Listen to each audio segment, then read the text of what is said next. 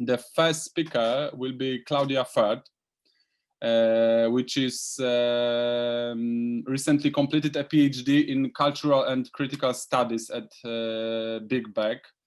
I'm very interested what is the topic of your PhD. She is exploring radical informal learning in relation to leftist political histories. It is very interesting in my researches. Other research interests include alternative organization and listening as a feminist political practice. Claudia is also an experienced facilitator, and she's a member, last but not least, of the Housing Co-op in London. Okay, Claudia, this is a place for you. Thank you. Thanks very much. Yeah, and good morning. It is a little bit early in the UK, so I apologise if I'm a little bit rough around the edges. Yeah. Coffee is still a good idea. Yeah. I like Tom. I do have a few slides. They're perhaps not as comprehensive as they might be. What I wanted to talk about today is the COVID mutual aid groups that have sprung up in the UK. And I also wanted to revisit some of my previous work on the contribution economy. So this is what I wrote about on my MA, for my MA thesis, which is over 10 years ago now. And I have been wanting to revisit that work for a while, and this seemed like a good opportunity to do that. Just to see if it might throw up some interesting questions in relation to the pandemic and the organisations that are emerging from it, and also in relation to this particular conference and what we've been talking about so far. So it's not completely worked out yet. So hopefully some interesting things that we might be able to talk about afterwards. So I'm just going to share.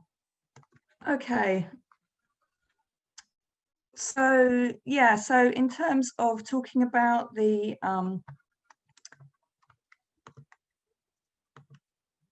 pandemic and what's been emerging in the UK,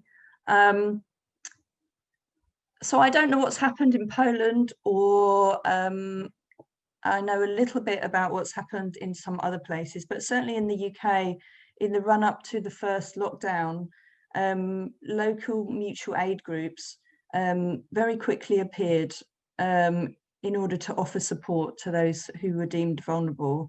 And I think the appearance of these self-organized groups, and they're on quite a large scale, which I'll talk about in a bit,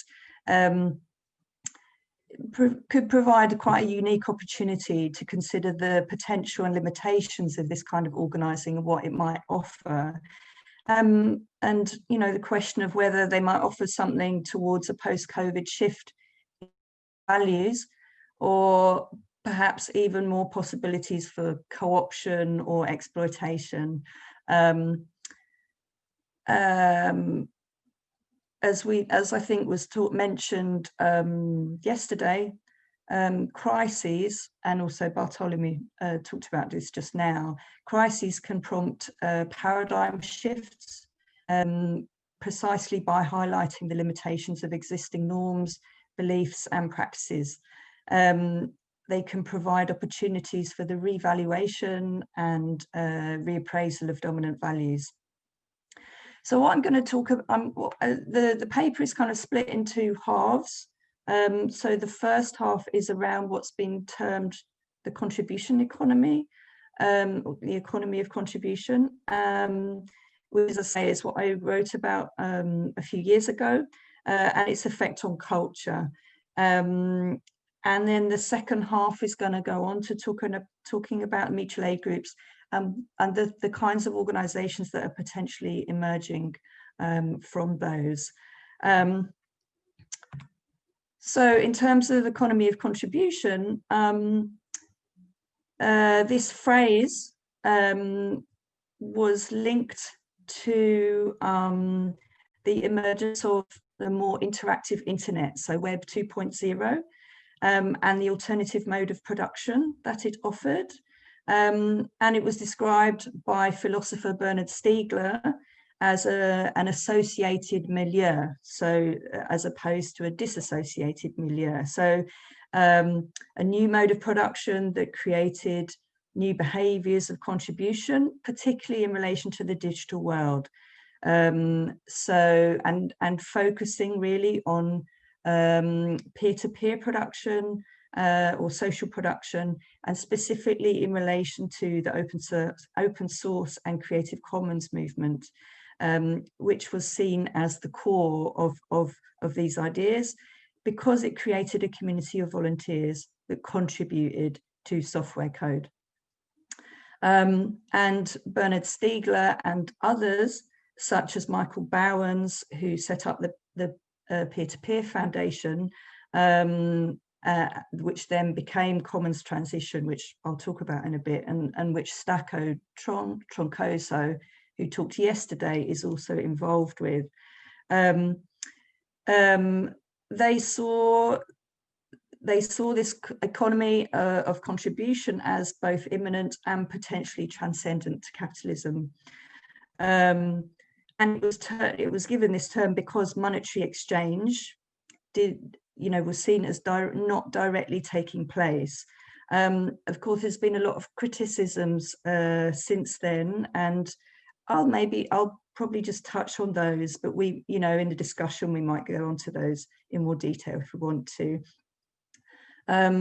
There was at the time a debate about whether this was a gift economy or not, what kinds of value was being produced, whether it was purely use values or exchange values, and what kind of, what motivations, prompted contributors to contribute, even though there was no monetary compensation. And just before the financial crash, there were hopes that peer production would promote redrawing of values, so based on shared resources and equal cooperation. And this was seen as something that would have far-reaching consequences, way beyond the open source community, way beyond the digital world. And one of the key points here was that, so open source initiatives such as Wikipedia created knowledge commons. So they created benefit for people who, who didn't directly contribute, as well as for those who did. And that it also included liberatory aspects, so that it would, the idea would be that it would overtake the current economy in a transition from hierarchy to a fully networked society based on self-organization, new modes of living and working, and a drive towards democratization of culture and society. As I said, it's been widely criticized precisely because that it was seen as spreading, too far into different modes, into different domains of social activity, but also around the actual communities themselves and how they were organized. But as I say, we can maybe pick up on those perhaps later. So yeah, this was the Commons Transition. What was quite interesting to me is that over the last few years, Michael Bowens and his team have moved from peer-to-peer production as the main focus to the idea of a commons transition that has also incorporated cooperatives, particularly solidarity co-ops. So these are, again, so multi-stakeholder co-ops that, again, essentially produce benefits for a broader range of stakeholders, so much bigger than the kind of traditional membership of that traditional co-ops kind of delivered for. Actually, one thing just to point out is that in their most recent book on Commons Transition, they have conceded that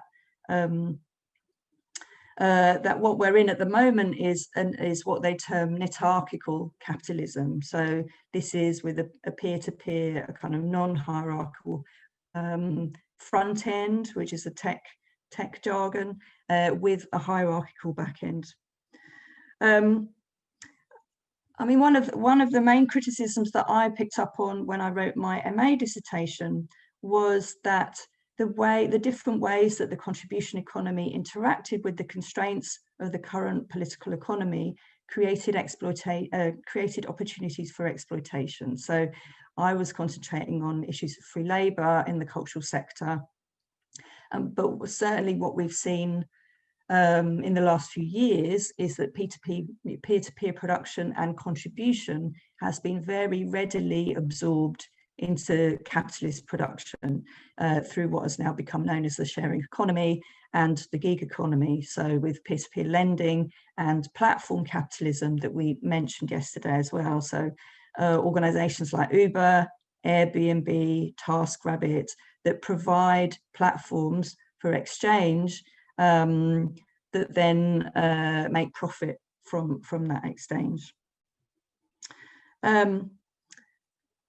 So yeah, I think for me, it's quite interesting that that their move to commons transition incorporated cooperatives in some kind of way, bringing together the ideas of commons, contribution, and co-ops.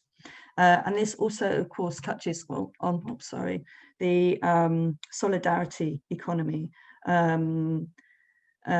which I'll mention in a minute. So in my appraisal, when I was looking back to some of these ideas and reappraising them, I looked to a more recent interview in New Formations with economist Robin Murray, who argues that that basically since 2003, we're now living in what he has termed post-Fordism, and he characterized this as an era of platforms. So that the platform, as with Uber and Airbnb, etc., is a digital infrastructure, so an interface or an algorithm or a combination of those that facilitate exchange.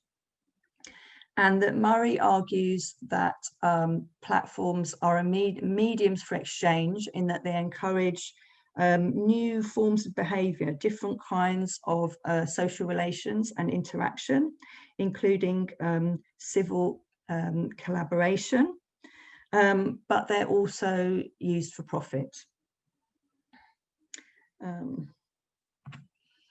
Yeah, and from 2009, from when I was writing my dissertation, I also looked back to how the social and solidarity economy was described. And for me, one of the interesting things was that biological metaphors were used to describe the social solidarity economy. So again, this links to a conversation that we had yesterday. In particular, economist Emily Kawano describes the social and solidarity economy in terms of imaginal cells. And imaginal cells are the cells that exist in a chrysalis that turn a caterpillar into a butterfly. She talks about them in terms of the social and solidarity economy. She writes in terms of them, being individual organizations that might then be able to find each other, recognize each other as part of the same project of metamorphosis, forming clusters. And eventually these clusters of imaginal cells begin to work together, taking on different functions and building a whole new creature. And I think this metaphor is quite an interesting one, and again, maybe something we can come back to towards the end. So the other thing I wanted to mention before I go on to talking about the pandemic is within the UK context, the rhetoric around what was called the big society. And this is in the wake of the financial crash. There were the discourses of active citizenship, community empowerment, social action, and volunteering were used as rhetoric to shore up austerity measures and to position in particular against an idea of big government, which was kind of blamed for assuming the role that communities once had. This was how the rhetoric went, and that therefore government could withdraw, cut public spending in order for community to sort of take up that position again. However, there were also arguments that actually the state did not withdraw, that the big society through intervention actually extended governmentality. So this is Foucault's term for techniques of management and control of individuals and communities. And this, I think, fits quite neatly into, as well as more community-wide restrictions on funding, etc. Also ideas of kind of self-exploitation, and that some of which I explored in my MA on cultural issues around cultural labour. So I'm going to park that for the moment, but that may well, yeah, I don't know, it's maybe opens up possibilities for how emphasis on community and individual active citizenship can be co-opted and used.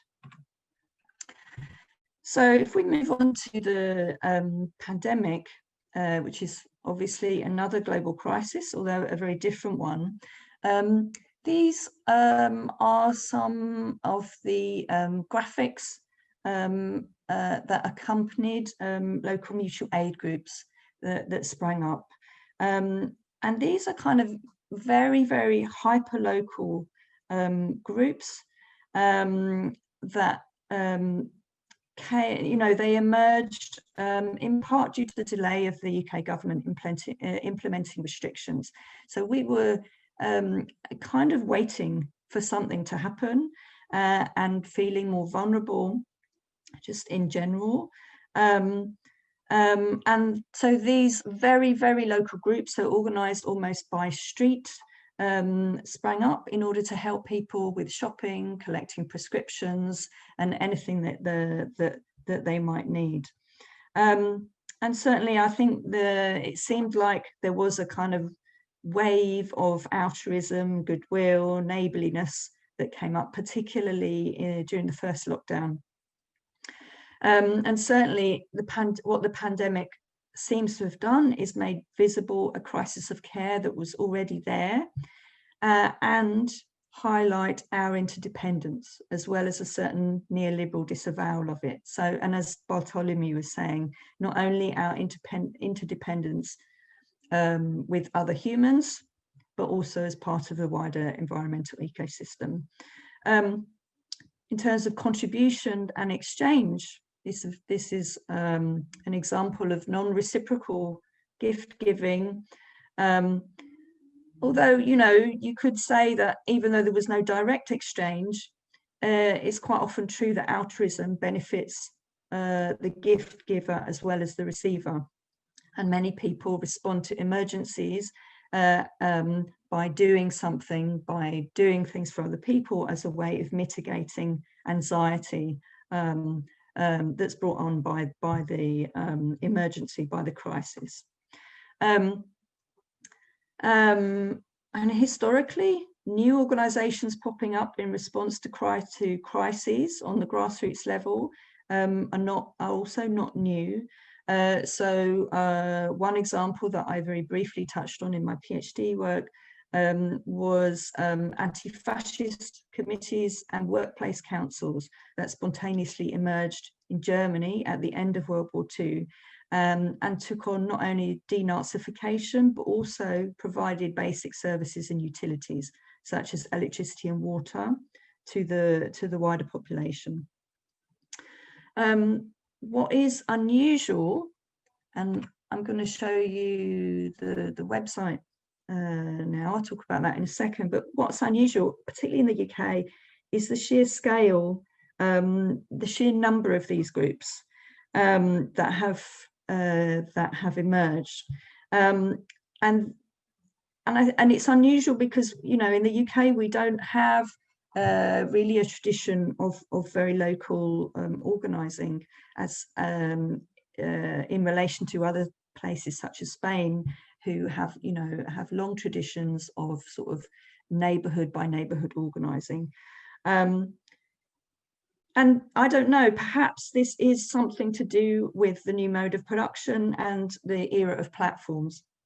Certainly, the role of platforms in relation to the solidarity economy, Emily Kawano states, is for them to map and strengthen the, to map and strengthen them, as that quote that I read out earlier, about finding each other, recognizing each other. And certainly the website, so this is the website for the COVID-19 mutual aid groups, and on it it states that they're a group of volunteers aiming to support the network of local community groups organising to support people, and that they say that they're not in charge of the network. They have no say over what local groups do. They just provide resources that help them flourish. And, you know, it's a relatively simple, straightforward website. It's a platform, but you can go, and the map is an interactive map, and you can go and you can find one that's close to you, or get resources to help you set them up. And certainly they suggest a kind of hyper-local model of organising per street or per neighbourhood. On an anarchist blog, one of the people who set one of the first ones up in Lewisham, a young woman called Anna Kleist, said that she saw it rather than as a revolutionary act, although she's very versed in the concept of mutual aid from Peter Kropotkin and how it's been widely practiced by radical and marginalized communities. She recounts how, you know, she just set it up in order to help people, but then how it very quickly went viral. And that, I mean, it's perhaps, you know, the pun is perhaps a bit of a cliche, but it maybe gives a kind of model of contamination. So I'm sort of paraphrasing Bruno Latour on a blog post he wrote, in which the personal and collective are not totally distinct or discrete. So one of the things that's been quite interesting is that the politics within these groups, from reports, are very, very mixed. So some of them really understand the anarchist roots of this practice, and some are very resolutely apolitical. And in fact, some groups are quite heavily policed for anything that might be deemed political.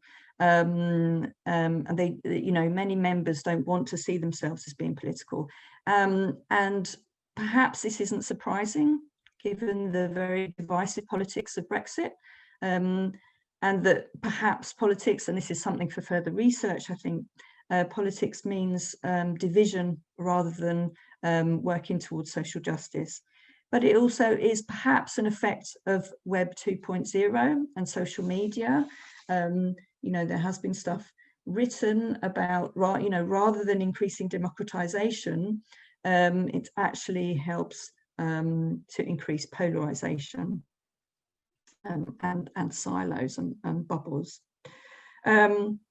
So the, you know, the groups themselves may not actually directly challenge the status quo or see themselves as political, but many of them were set up precisely to deal with some of the inequalities that have been revealed by the pandemic. Yeah, we are out of time. If it is possible, please. Shall I finish up? Yeah, if it is possible. Yeah, sure. Sorry.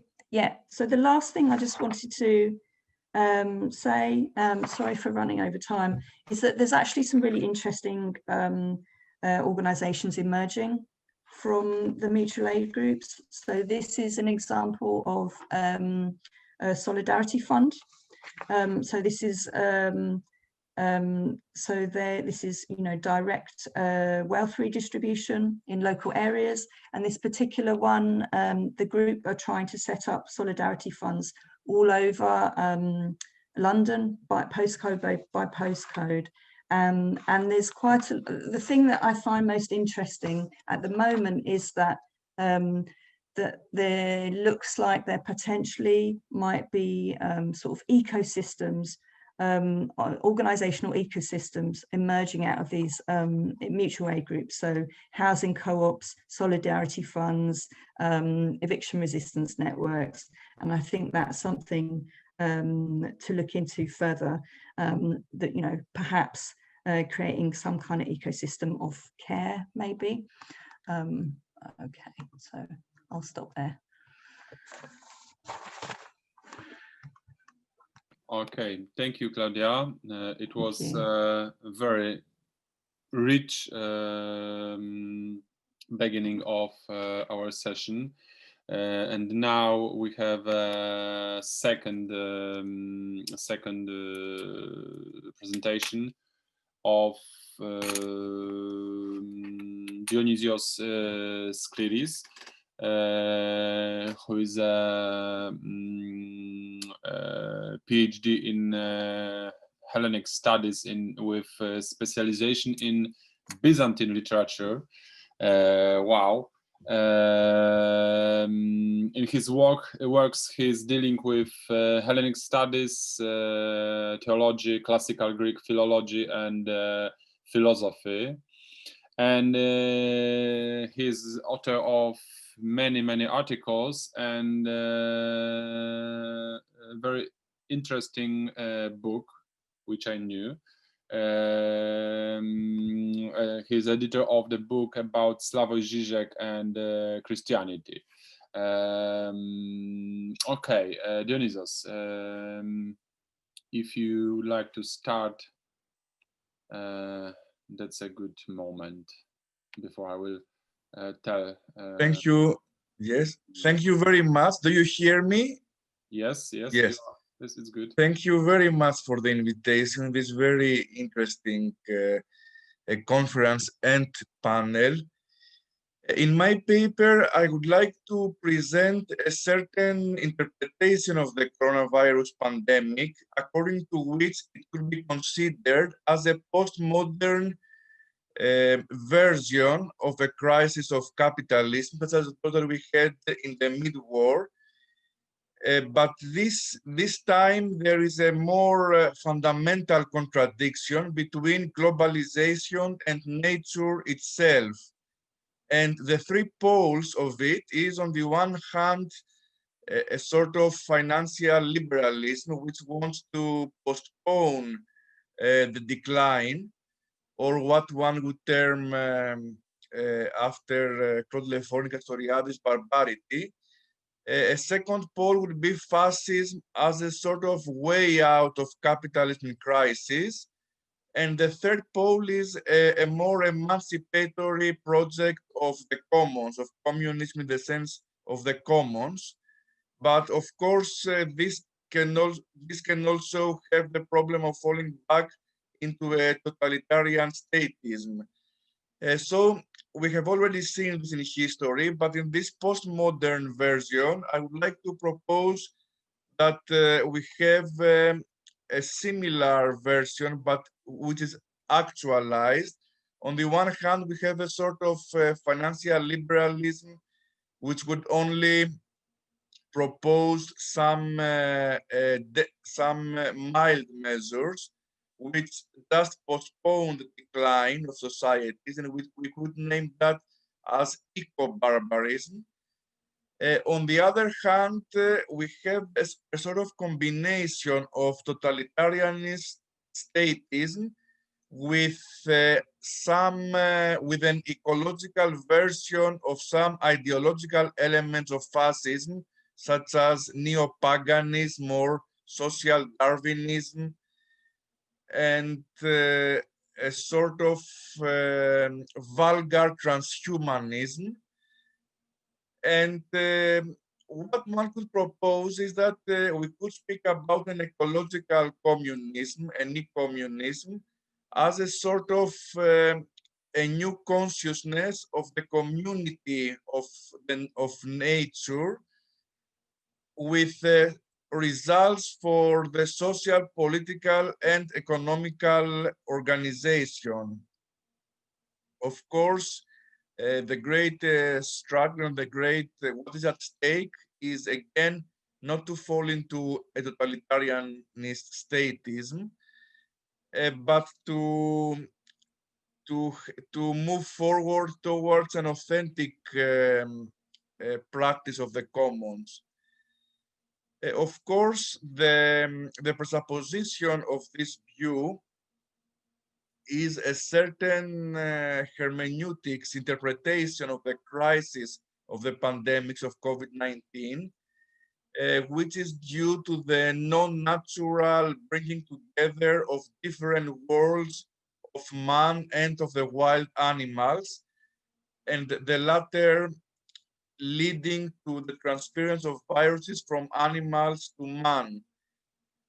But this bringing together of the different worlds is a symptom of the collapse of ecosystems, which is due to the blind tendency of capitalism to totalize exploitation in the whole nature.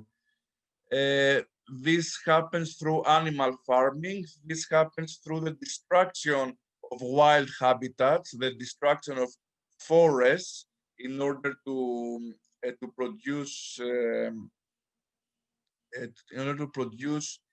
this new sort of agriculture. And the result is that the collapse of ecosystems leads wild animals to move near the human habitats. These animals might carry unknown viruses, which are not harmful for themselves, but are harmful for man. This is something that already happens and will happen in the future even more if there is not a new awareness. And I would like to point to a sort of psychological investment. A sort of psychological investment is the consumption of wild animals as a goal in itself. We have the example of particular restaurants in which wild animals are proposed as a sort of gourmet delight, etc.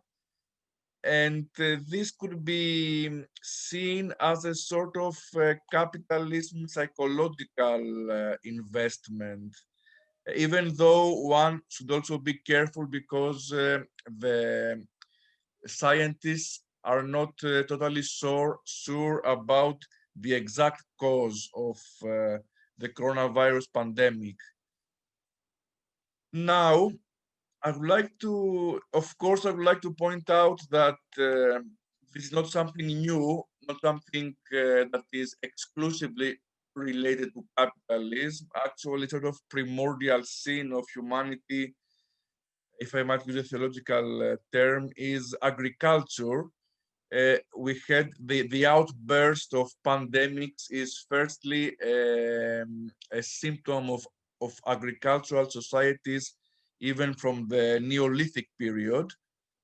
But in our days in capitalism, we have the new phenomenon of animal farming, which is made possible through the use of new vaccines, but creates a sort of vicious circle, because the new vaccines make possible an unnatural cohabitation of species, which leads to the collapse of the barrier of species, thus leading to the need for new vaccines. But this is really a vicious circle, which it's difficult to see an end in this vicious circle.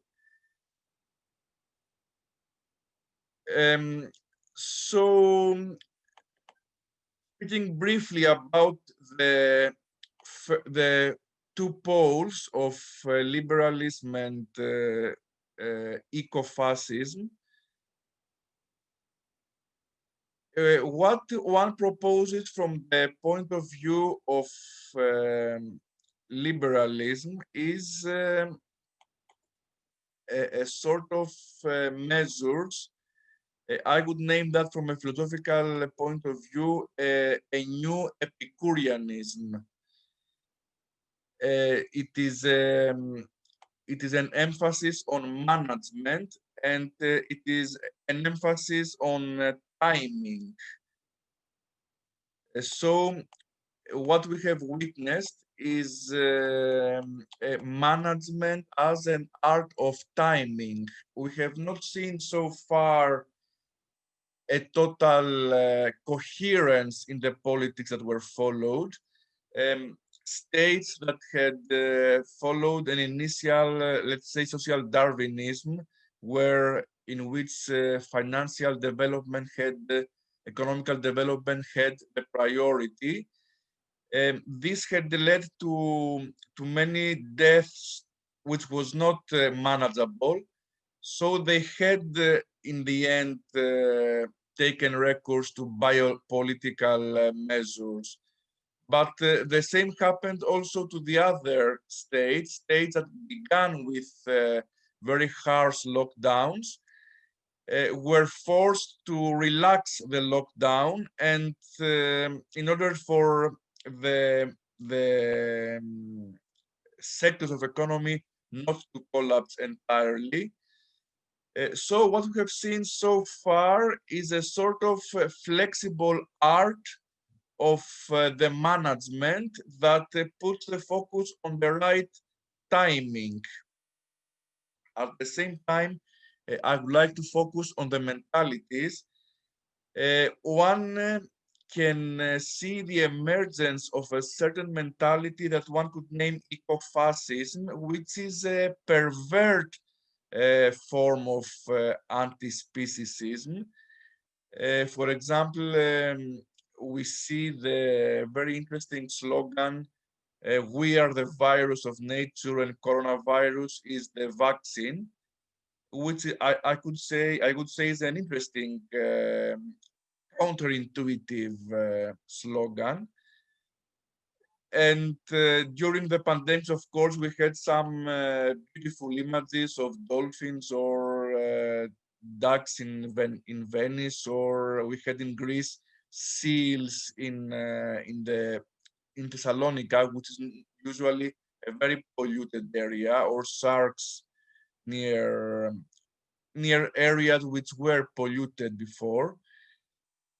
So, of course, anti-speciesism per se is an emancipatory project, but there is a problem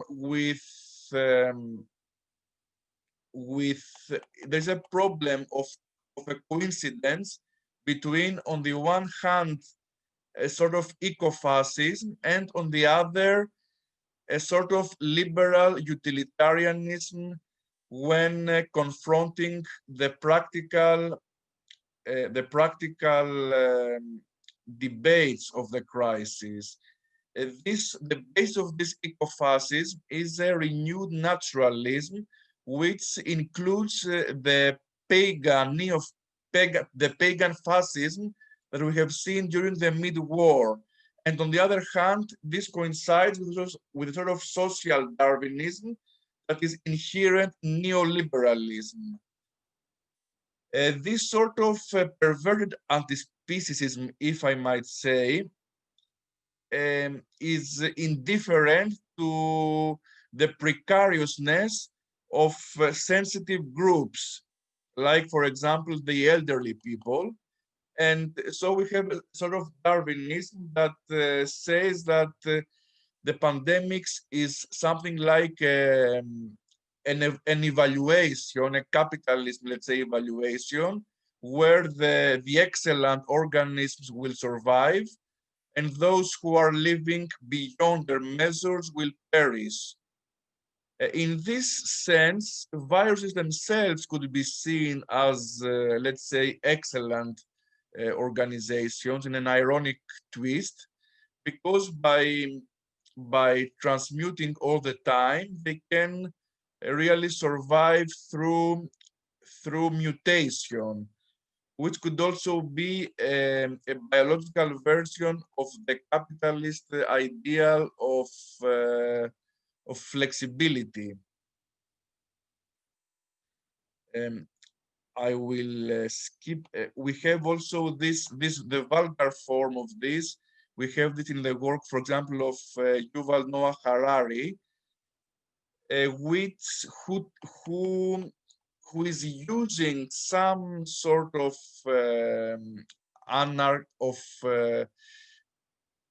anarchical primitive deductions, but in a pervert way.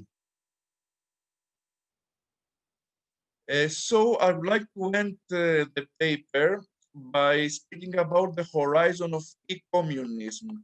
If eco-fascism is the perversion of the emergence of ecommunism, then the latter would be the possibility of thinking new social organizations, which would be, and institutions, which would be based on the knowledge, on a new knowledge of the community of the natural sphere. And of course, this the chance that we have with pandemics such as the coronavirus pandemic is the new given that the idea that central banks can finance public debts, while also the politics of austerity are not a natural given. And during the pandemic, we have again the emergence that the real needs are those that regulate the markets and not vice versa, while we even have the requisition of private hospitals, for example. This e-communism would mean a stance of life based on the realization of the absolute community of our natural house and environment.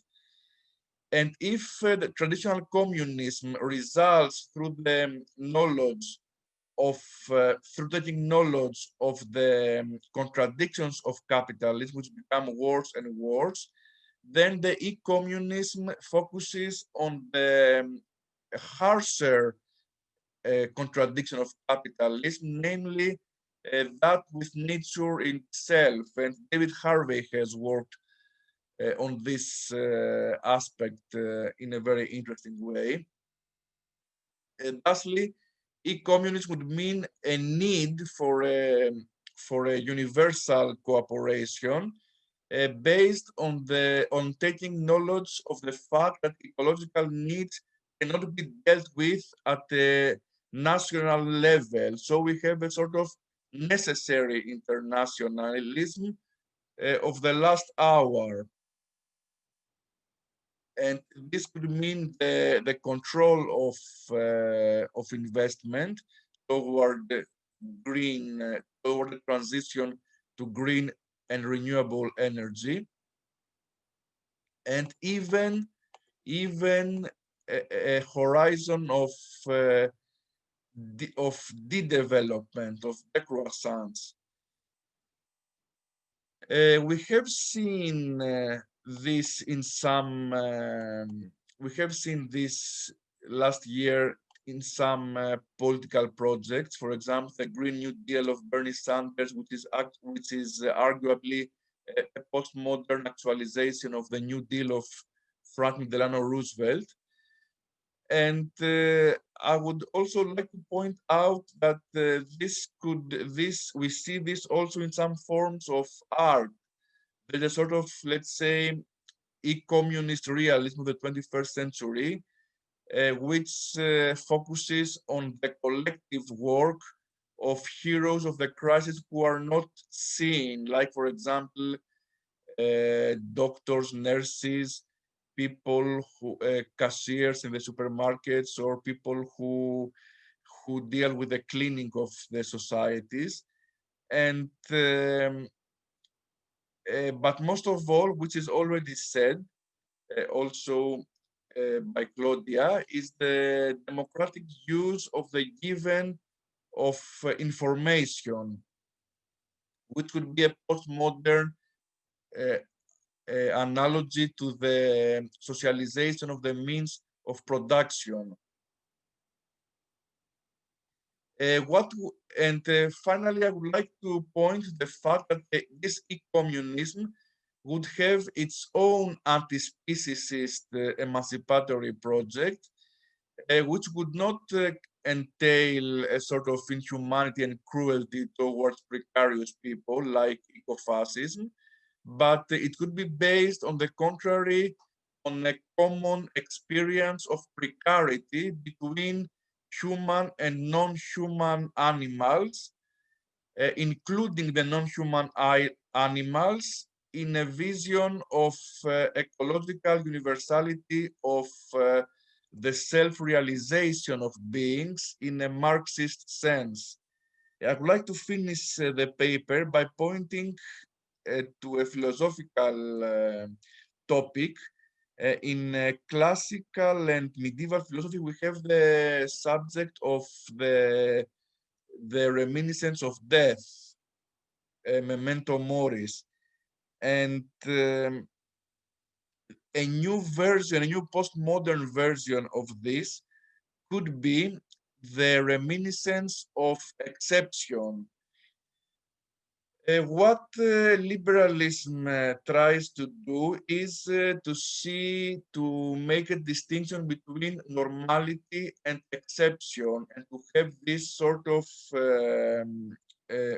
false consciousness in a Marxist term, in a Marxist sense, that we have a normality, and the exception is just some periodical shifts where the exception arises, and then the goal of the management should be this return to normality.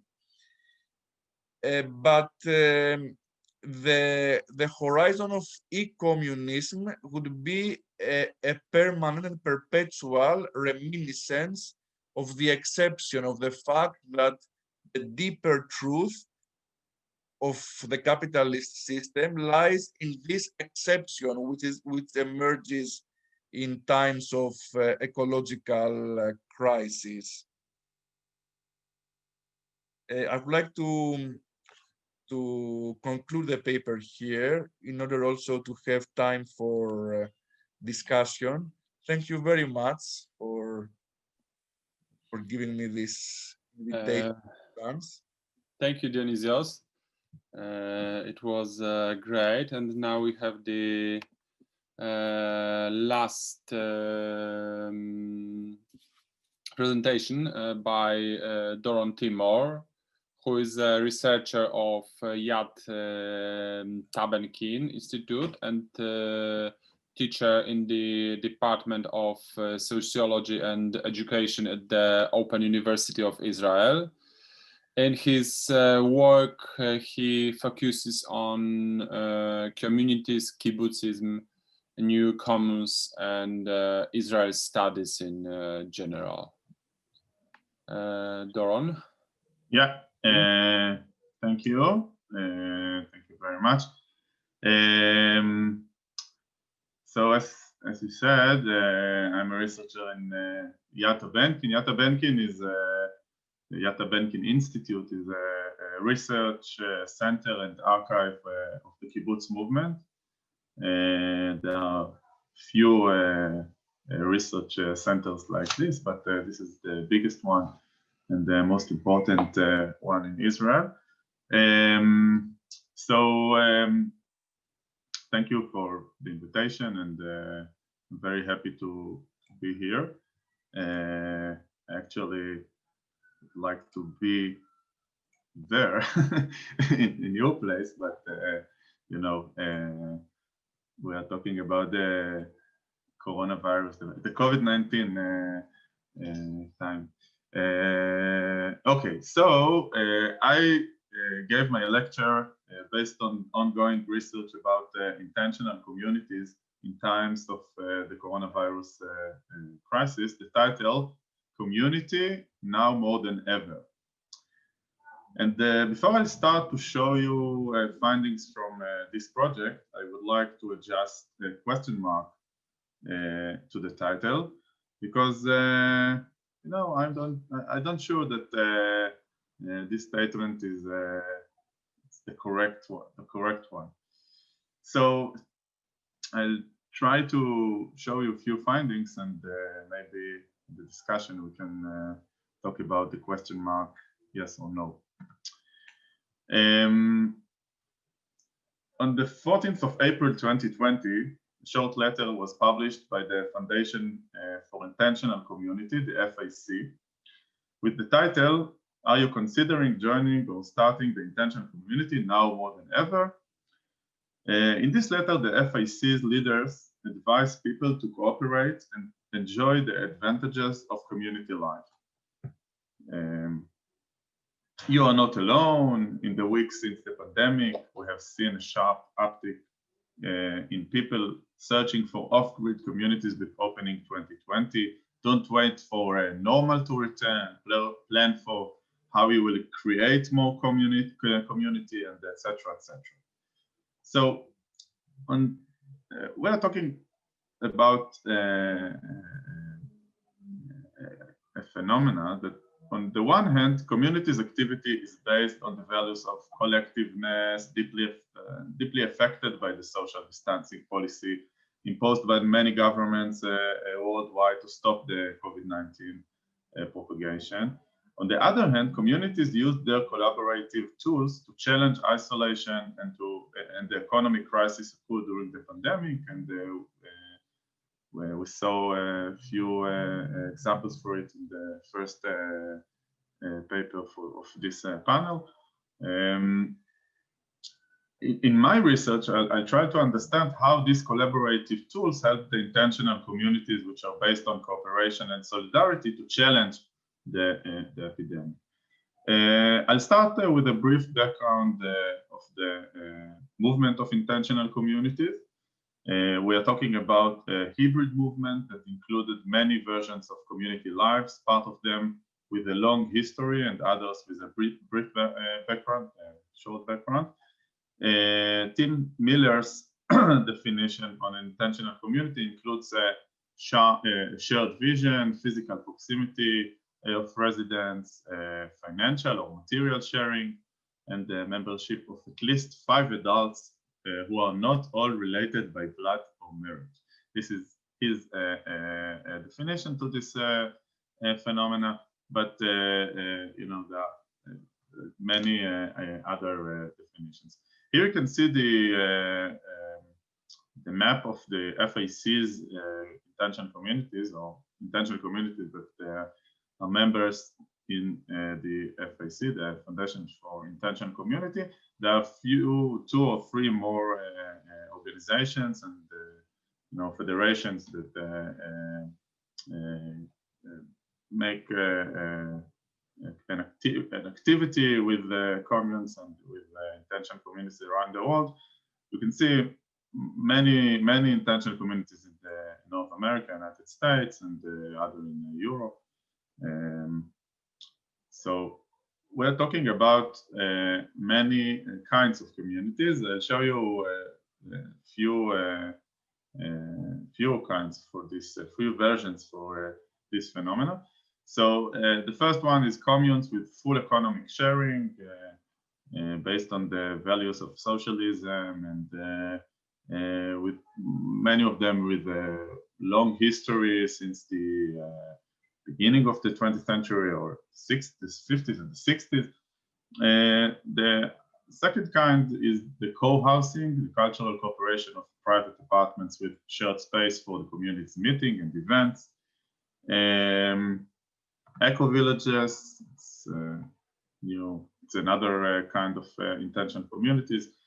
spiritual and religious communities, such as communities that are part of the Christian Buddha movement, were founded about 100 years ago. I think that 1920 was the year of foundation in Germany, so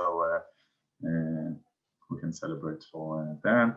The next two models of an intention community are Israeli versions of communal lives. The kibbutzim, the 110 years old unique cooperative movement in Israel, included around 270 rural communities and a few urban communities. In the last 3 decades, about 70% of the kibbutzim had been privatized by their members. So there is a big change in that communal movement in Israel. And the new model of kibbutz of educators. This is a model of radical and alternative communal life created by it's called senior movements, which included seniors of the leftist youth movement members that create communes in cities after their military service in the age of 21 or something like that, and living together with equal economic sharing, full economic sharing, and most of them are educators in schools and in informal education.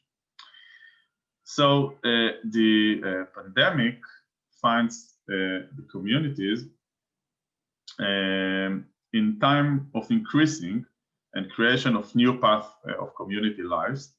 This international crisis challenges many communities' daily lives, but makes values of solidarity and cooperation most attractive for many decades. My research was based or is based on content analysis of many articles and posts published by members of intention communities worldwide, virtual events that I participated and I watched later, alongside the interviews with few community members. One of these project's problems is that we don't have a right perspective on these events as ongoing research. We can only guess how the pandemic will affect society in general and the communities specifically. So this is a very big problem in researchers like this. Anyway, I would like to share 3 themes from that research, organized in 3 circles.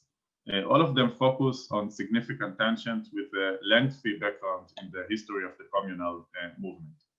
So the first circle is the daily life perspective, the big tension between the fact that the community is an attractive solution to the pandemic and the fact that social distancing policy makes the everyday communal life much more harder than in normal times. The second circle is the local perspective, very big conflict or tension in the history of the communal movement between the separation, the communes that living together and sometimes find nice green place outside the city, and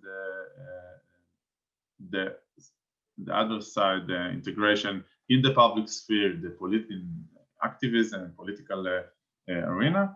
And the third circle is the international perspective, and I'll show you a few thoughts about this perspective as kind of a conclusion, because we see communities in times of change, even before the pandemic was started, and it's very, very interesting to see how the communities find a new path for collectiveness and for daily lives events and etc. So I have few questions about this circle. So I'll start with show you a few examples from findings, and then I will go to the big questions about this phenomena. So in the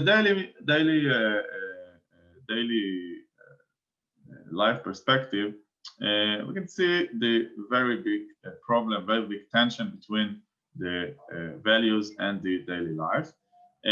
For example, a co-housing member from States told to Deborah Altus, who made research about intentional communities in the COVID-19 crisis as well. If the pandemic had to happen, this is the best place for it to happen. So this is the slogan about this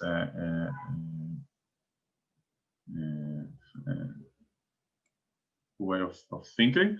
An American co-housing community member, all of the social events have continued, often in new forms, sometimes virtually or in person with masks or physical distancing. So this is how they try to continue their regular events like parties, book clubs, bridge club, etc., etc.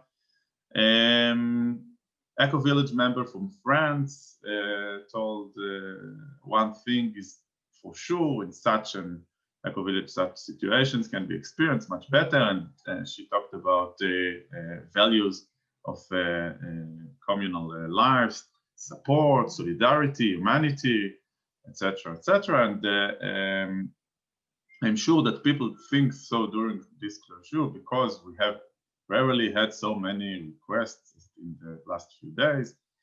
In Israel, it's very interesting. Many communities, mainly the younger communities, celebrated for the first time a communal Passover night ceremony, which is usually celebrated with the extended family. The reason for it was the lockdown, which set in Israel in the pandemic's first wave in March and April. But many communities saw it as a very, very meaningful for their choice in community lives. It was very, very interesting. They didn't, it was kind of a problem because of the lockdown, but it became a very good experience, and it's very interesting to see what happened next year or the year after that. But it's very interesting. It happened again in the holidays of the Jewish New Year in September, the second lockdown and the second wave of COVID-19 in Israel. Another example, a member of a kibbutz of educators in Israel. I've spent half of my life removing my front door intentionally, hinge by hinge. Now I need to put it back on, and I haven't got a clue where to find it. And even when I do, I don't even know which way up it goes.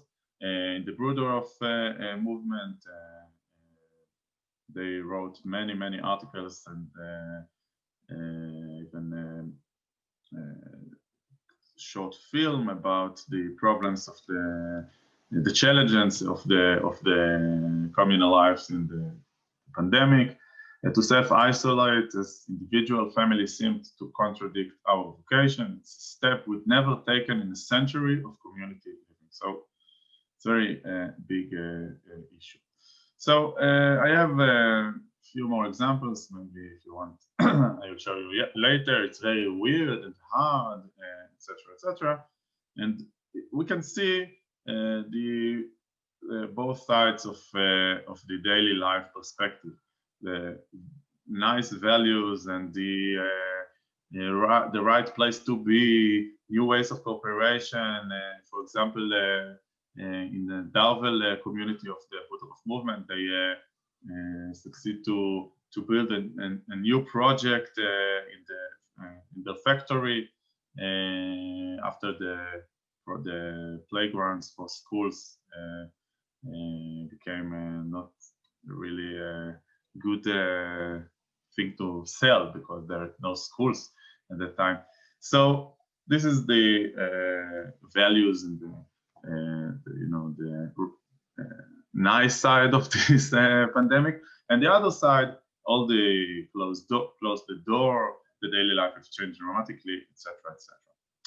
I want to show you another perspective. This is the local perspective, and here you can see an example for a coronavirus quarantine guidelines for communal houses. It's from Oakland, California, co-house from Oakland, California, but there are many protocols for coronavirus in the intentional communities around the world, and this is it makes the daily life very strange, because most of the intentional communities, this is that movement, don't like protocols and hierarchy, and it's a kind of anarchist, or I don't like the phrase of anarchist movement, but it's kind of collective and democratized and movement. So it's very interesting to know what will be the long-term impact of these new protocols and new hierarchy in the daily life, because always everyone told that everything will change even after the vaccine, etc., etc. So it's very interesting what will be the result for this change in communities. But I think historically one of the most significant conflicts in the communal movements is the tension between separation and integration in the public sphere.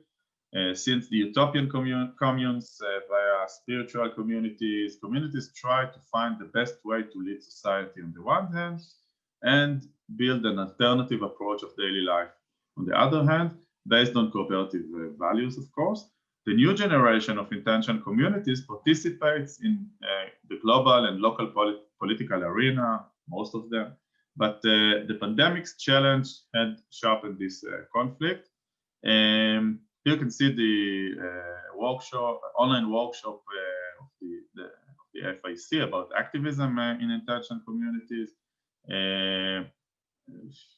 kind of voluntary activity. I think it's from the Buddha movement, such as food delivery for older adults and knitting a face mask, etc., and the participation in the Black Lives Matter in the States. Even in Israel, I didn't show you the articles because it's in Hebrew, but in Israel there is a big protest against the prime minister, and many community members are very important part in this protest, and it's an international phenomenon. So for kind of a conclusion, the international perspective will be kind of a conclusion to this paper, because this is an ongoing research. So I tried to show you a few findings, but I have many question marks, as I said in the beginning of my talk. I want to put this crisis or opportunity, one of the questions, crisis or opportunity, or crisis to opportunity, from the historical perspective of change. Even before the global pandemic, intentional communities were in an era of increasing numbers and change. After a few decades of a struggle since the 80s and the 90s, when communal values seen as irrelevant to the free capitalist society, it seems that in many places around the world, people are looking for these values, and the COVID-19 crisis assured this hypothesis. So if I don't know I have the annotate, so I can show you this.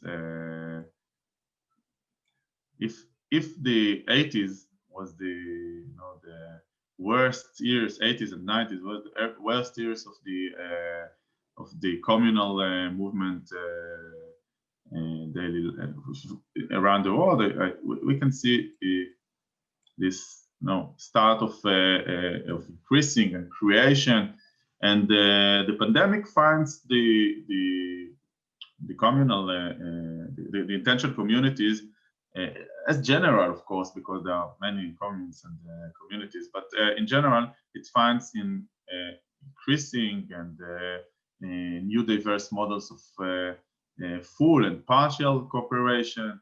And it's interesting to see how the intentional communities react to the crisis in that time, and not, you know, in the 80s or the 90s, when it was not very good time for socialism, you know, around the Western Wall, or even in Israel, when the kibbutz movement kind of collapsed or almost collapsed. I think the big question in that field is how that communal movements react to the update crisis and finds new pathway for community lives. We look at the significant changes in the global communal movement from collectivist, idealistic, etc., by a few decades of dismantling to creating new diverse models of full and partial cooperation, as I said. 2 years ago, this book, which I showed you in this slide, was published by Tabenkin and Yadi Ari. This is another research center of kibbutz movement that created a public discussion in the Israeli communal movement. The title of this book, edited by Menachem Topel and Doron, was The Communal Challenge. It deals with the challenges of the kibbutz movement in the time of privatizations. So from the challenge of the cooperation framework, we can see the negation of the dichotomies between an ideal cooperative intention community and the renewable, not really, and capitalist community. An essential factor in this change is the discourse change based on collapse of the framework of them and us.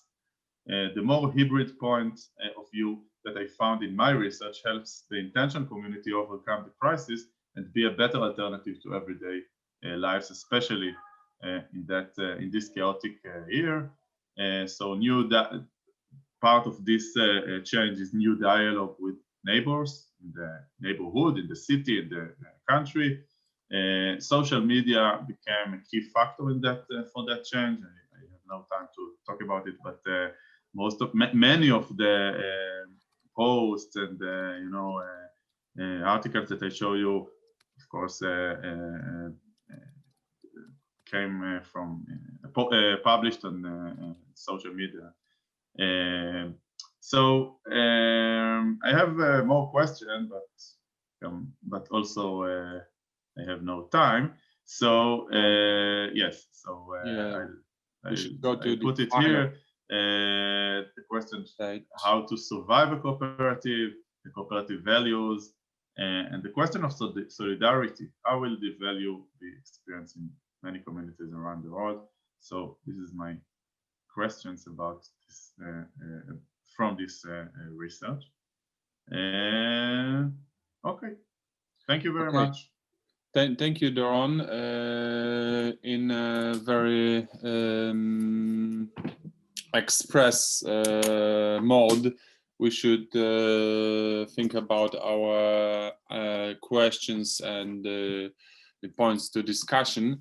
I think that we can add a few minutes to our panel to discuss and start the next session a few minutes later, but we should do it in a very express model, as I said. And okay, we have first two questions, one from Samuel Boscarello and the second one from Sean Pitt.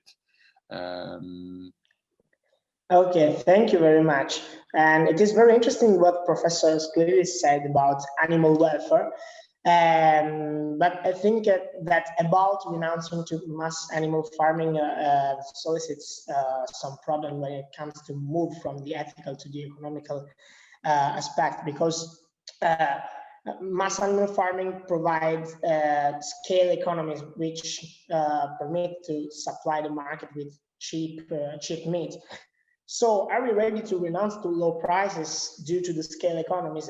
this is a problem. Maybe a solution can come from from cooperative movement, because, for example, setting up consumer cooperatives will provide a shift of the scale economies from supply side to demand side. So maybe this could be a solution about this particular aspect.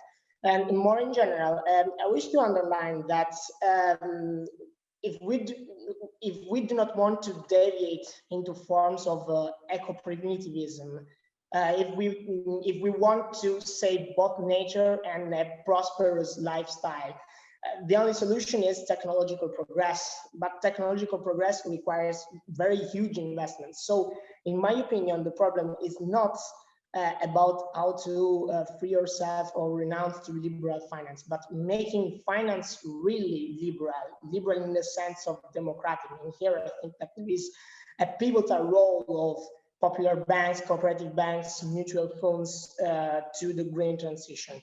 I wish to reflect with you about this fact that without this role, this thinking about technological progress and the correct use of finance, these forms of eco-communism would not be just so different from other forms of social Darwinism, because we would not have enough resources in the sense of food, for example, for all the world population.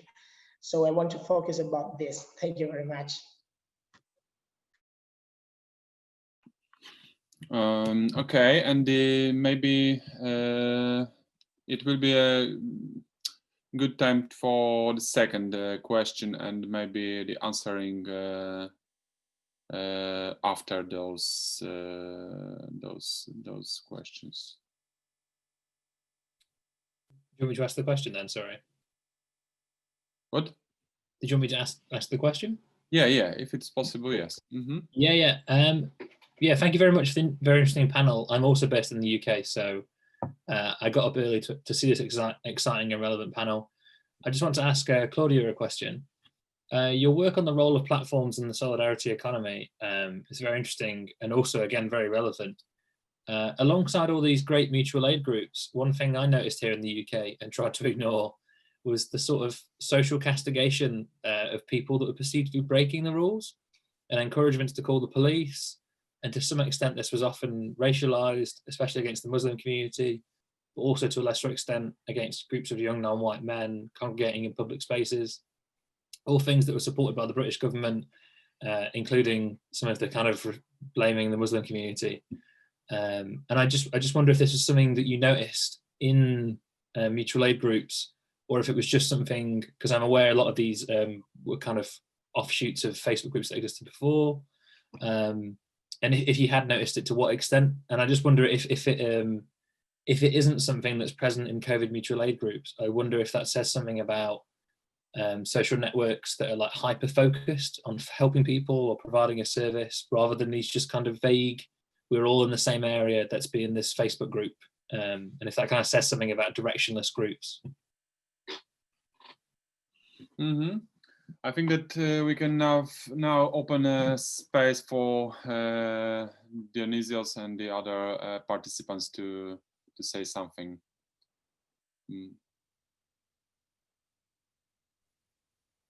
Thank you for this very interesting objection and remark. You are right, of course, that animal farming is the cause that a lot of people are not hungry in the world, and we experience this sort of food being adequate for large populations thanks to animal farming. And of course, it is not easy to moralize, to have an easy moralism. What I have described was rather a sort of vicious circle, meaning, or a contradiction, meaning that on the one hand, we have these solutions for hunger. On the other hand, we have this unnatural coexistence of animals that leads to the collapse of the barrier of species. This could be described as a sort of contradiction. And thank you very much also for the bibliographical note that I see in the chat. This is very important. So I am very, I am receptive to your proposition about a sort of real liberalism. Actually, the opponent in this paper was more something like a neoliberalist stance to management. Real liberalism can be progressive through what you said about the cooperative banks, etc. As David Harvey has remarked, its contradiction leads to the necessity for innovation, for new technological ways out, etc. So my paper is not in the direction of eco-primitivism. It's mostly in the direction of pointing an actual contradiction, pointing to the fact that management, that the notion of normality is a false consciousness in the Marxist sense. So this contradiction can be solved through technological innovation, but at the point of view of mentalities, we should have the mentality that there is no opposition between normality and exception. We have this, if we have this reminiscence of the exception, as I said, then this can help us to have technological innovation in the horizon of the commons. Thank you very much again for the objections, for the fertile objections.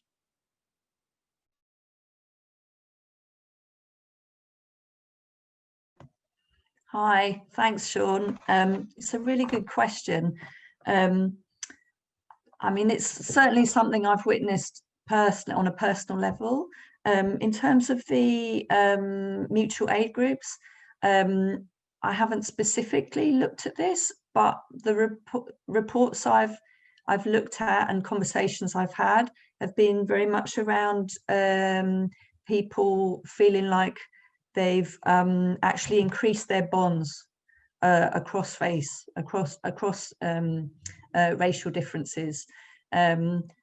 So it's quite interesting to think about whether those groups are exclusive and focused on helping people, and which groups those issues are coming from.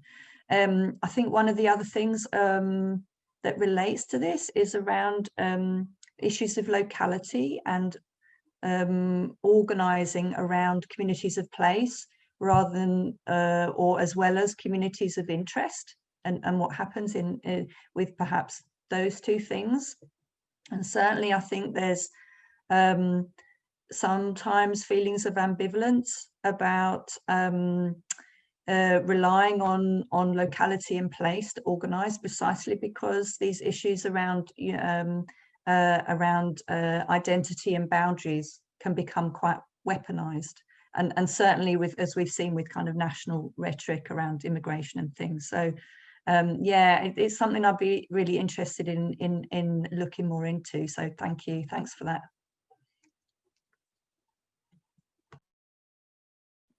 Do we have any other questions to the participants of this panel? Nothing. Maybe I don't see. Okay. I have one question for Doron Timor about intentional communities, because they were associated in my mind with friendship unions, which was the something developed by Edward Abramowski in the beginning of the 20th century in Poland. The very open associations of adult people, which was doing many things across the bigger associations, cooperatives, and parties, and unions, and many other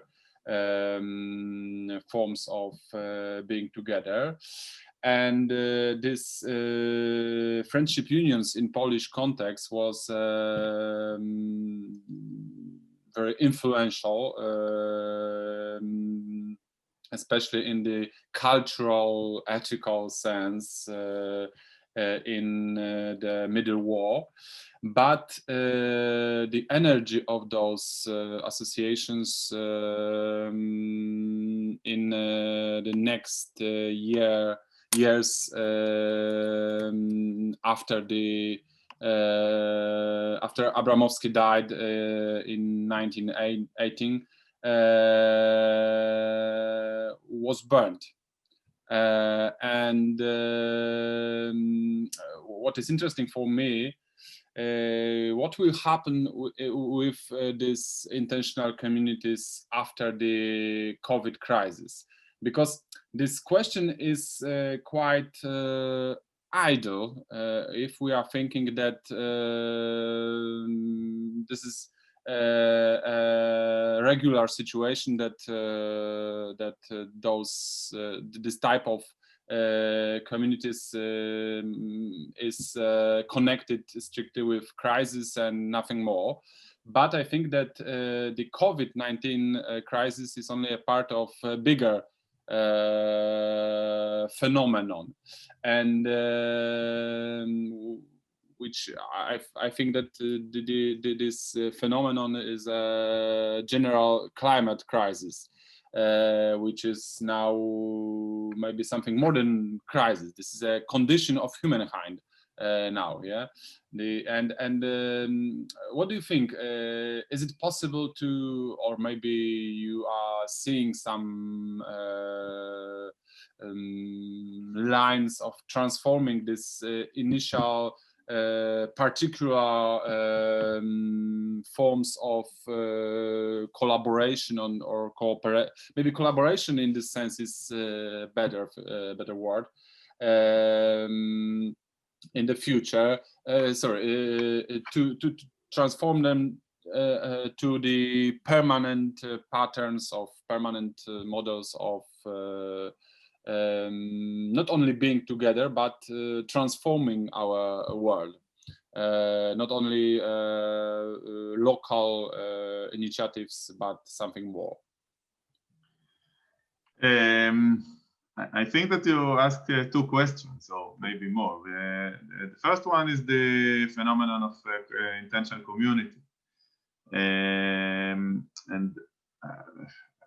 the very big challenge in the research of this phenomenon that you need always to explain why this is a phenomenon, because there are in our times, in the last I think 20 years or something like that, there are many versions for many different versions for communities, and there are many versions of other communities that are not called intentional community. Here in Israel, there are many communities, Jewish communities, religious communities, many NGOs, and most of them are not intentional communities. So the big question is, to put to find the definition to the phenomenon, And the second one is the question of inflation on the society. And I think I try to define the phenomenon as a kind of partial or full economic sharing, or cultural, very close cultural sharing. But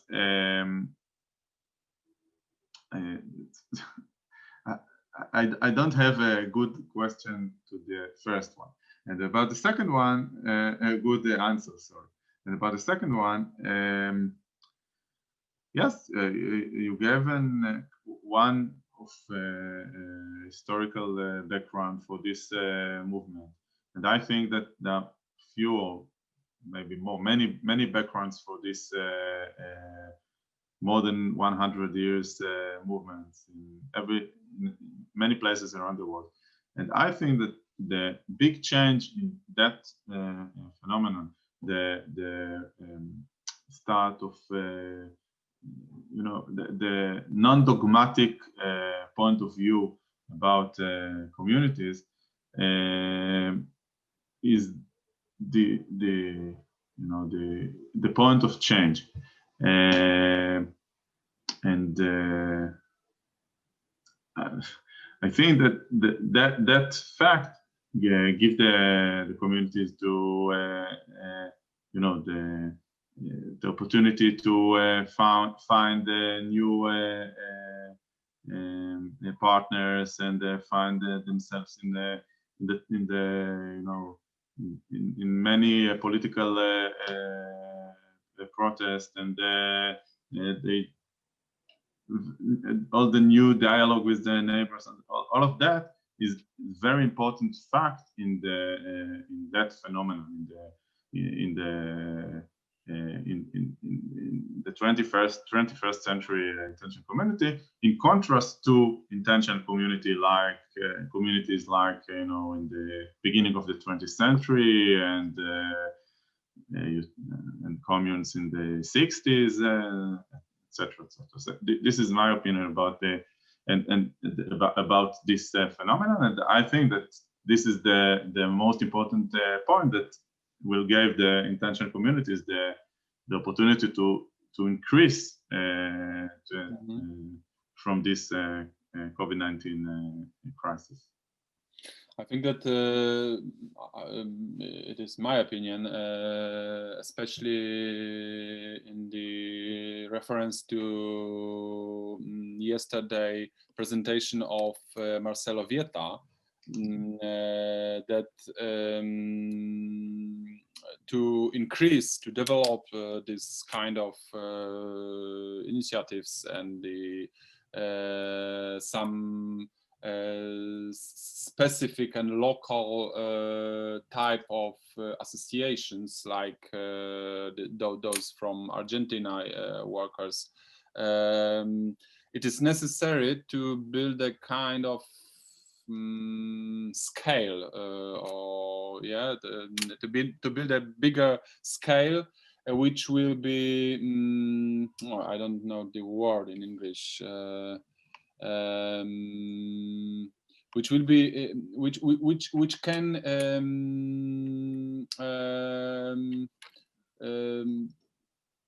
remake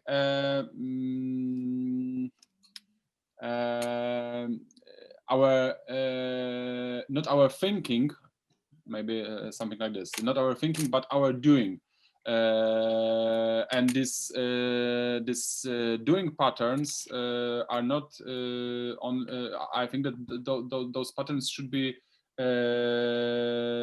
something more than only our ethical conditions, but and I think that the best way to universalize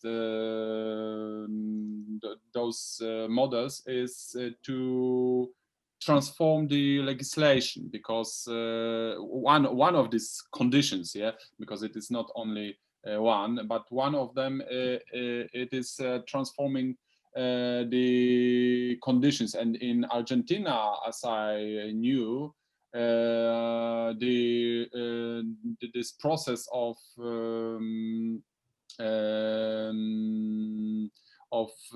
creating a new self-consciousness of those workers was connected with establishing the form of recuperadas, yes, in Argentina's law, yeah, and the law of the other countries in Latin America. This is only one way, yeah, nothing more. But I think that this thing is very important. And in Poland, with, for example, in my cooperative, good cooperative, consumer cooperative, we are not a cooperative in the sense of Polish law. We are only association with kind of NGO. Or yeah, we are the NGO organization. Non-governmental organization, and nothing more. We are not a cooperative, because Polish law to build a consumer cooperative is very difficult and very old-fashioned, and the origins of this law are in the 60s and 70s, in the communist period. Yeah. When consumer cooperatives was captured by the state, and in fact there was those cooperatives was a element of state consumer policy, and this is only an example, yes. And I think that if Polish, for example, if Polish cooperatives would like to increase and develop more associations, this thing will be. This is the main condition, yeah, the first main condition, but not the last one.